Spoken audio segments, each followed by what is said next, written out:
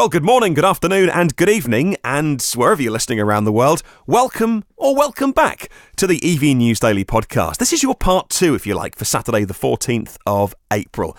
There's the regular news edition, which if you want to go and download that, it was published just a couple of minutes ago. So in your timeline, in your podcast feed, in your RSS feed, it'll be just before this one. But I did say on that podcast that I wanted to take all of the audio from the Elon Musk CBS interview, which has now been broadcast on YouTube, and we're able to put it online as a podcast now, and take all the little different videos which were released. There were several of them, actually. Some in the factory, some in an interview setting, some in the car that he was driving, a Model 3, and just take the bits of Elon, take out a lot of the TV commentary, and put them into one podcast, and that is what this is.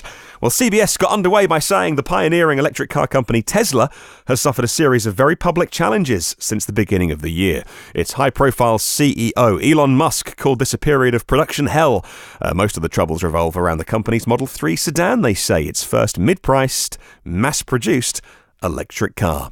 Well, the audio is 9 minutes long. I hope you enjoy it. And if you have any comments, then please do leave a comment on whatever platform you like to enjoy the podcast on every day. Before I leave you, and I will leave you with the audio, by the way, of Elon speaking. I won't come back at the end of it.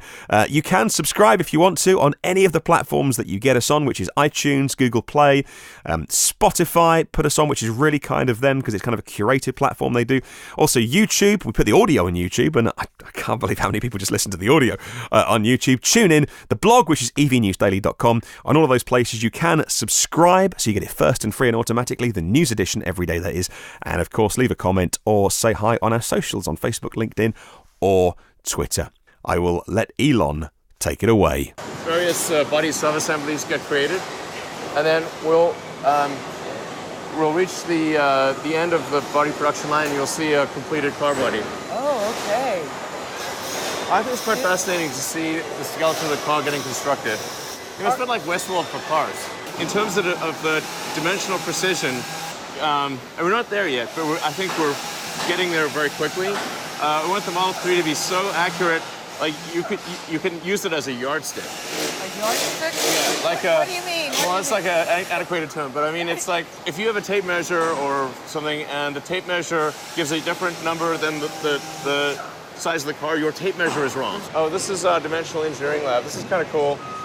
So we're putting a tremendous amount of effort into ensuring that the gaps and flushness and the dimensions of the car are incredibly precise. And we just keep at it and at it and at it until you really can't even tell with a precise instrument that there's any difference from one car to the next. The big flat thing, is that the battery? Yes. That's the battery. And then the part that's sort of what we call a pin house, where there's at the back of it, yeah. That's a bunch of control electronics for the battery, as well as where the car charger resides. And wasn't this part of the problem, getting the production of the battery? Technically, the modules in the battery were and still are the lagging element of production. But we're very rapidly catching up. There's a part of me that thinks you must feel confident, otherwise you wouldn't allow cameras here. You can literally give us 0 seconds of notice at any point and bring your camera crew into any part of the factory at any time. Literally, you should do this if And just come with a camera. Yes. He's an out-of-the-box thinker. He's a businessman. He's an entrepreneur. But people that know you say... Really a businessman, I wouldn't say. You would say? I'm not really a businessman. You're not a businessman? No? No. What are you? I'm sure there's probably lots of analysts on Wall Street who would agree that I'm not a businessman. Okay, well, what do you think you are? I'm an engineer. An engineer? Yeah, I like engineering and design. Well, I don't sort of look at things from what's the rank ordered list of priorities based on a return on investment or something like that. I don't really do any investments. I only own one public security, and that's Tesla. That's it. I have no diversity in terms of public securities. Make new technologies, create new technologies. Technology is like magic, I think technology is the closest thing to magic that we have in the real world. And so I think engineering, creative engineering is essentially technology development. I guess maybe when I was a kid, Lord of the Rings is my favorite book. Is it? Yeah, and I thought it'd be what's the closest thing to being a wizard in the real world? And that's creating new technologies. Going to look at the batteries. We divided the general assembly into 3 parts. and the middle part is where we put the battery pack and motor in. And so we call that marriage. Elon, what's the hardest part? Pre-marriage, marriage, post-marriage? Right now, marriage is the hardest part. Marriage is the hardest part. I'm definitely under stress. So if I seem like I'm not under stress, then I'm going to be clear, I'm definitely under stress. The Model 3, still in your mind, is the face and the future of the company, is it not? Yes, absolutely. Elon, part of the thing I heard about the Model 3 is that there's too many robots, that maybe... Yeah, I agree. You think so too? That maybe you need more people in here working? We do. In some cases, the robots actually slowed the production, right? Yes, they did. We had this crazy complex network of conveyor belts, and it was not working. So we got rid of that whole thing. This is cool, Elon. Yeah. They're aiming for really extreme levels of precision, more than any other vehicle in the world. He says he has resorted to pulling all-nighters at the plant. When things get really intense, I don't have time to go home and shower and change, so I just sleep here. I want to see. Where is that? Oh, yeah. So I want to see. room. I mean, it's pretty boring overall, really. It's actually cold in here, too. Yeah, I like it cold. So you like it cold? I sleep on the couch over there. So you're just laying here on the couch? Yeah. Last time I was here, I actually slept literally on the floor because the couch was too narrow. Yeah, I was going to say. And Elon, I have to say, it's not even a comfortable couch either. No, it's terrible. This is not a good couch. What does the number say for the last 7 days? What is the number? 2071. You pleased with that? Yeah. For the time being? Yeah. And we're able to unlock some of the critical things that were holding us back from reaching 2,000 cars a week. But since then, we've continued to do 2,000 cars a week. Do you think that this is sustainable? This pace is sustainable? Yeah. So we'll probably have, I don't know, a 3- or 4-fold increase in Model 3 output in the second quarter. But Elon, you may be one of the few people to see it because a lot of people looking at you don't see it. The problem people have, a lot of the analysts, is they kind of look in the rearview mirror instead of looking at the front windscreen. What do you mean by that?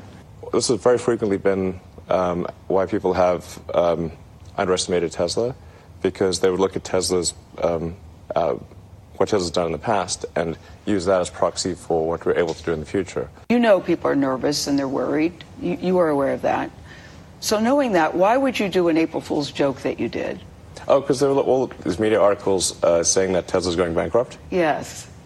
So I thought, well, I'll just do an April Fool's joke that we did go bankrupt. But Elon, that's not funny when people are nervous.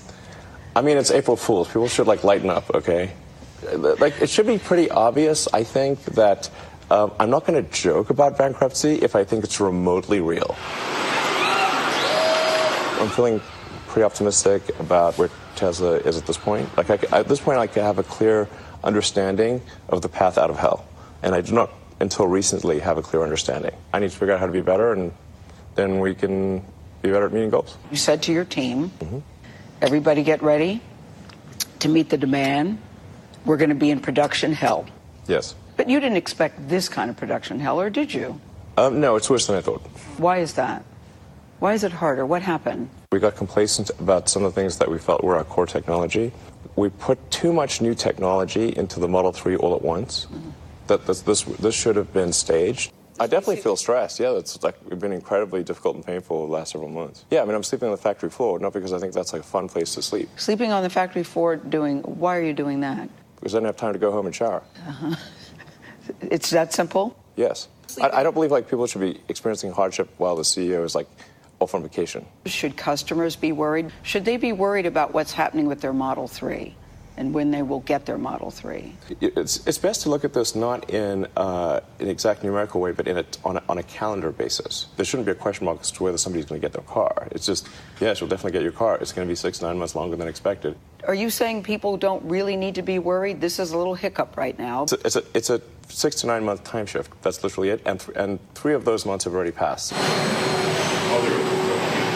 Have you had many cancellations of the Model 3? People frustrated by the long wait?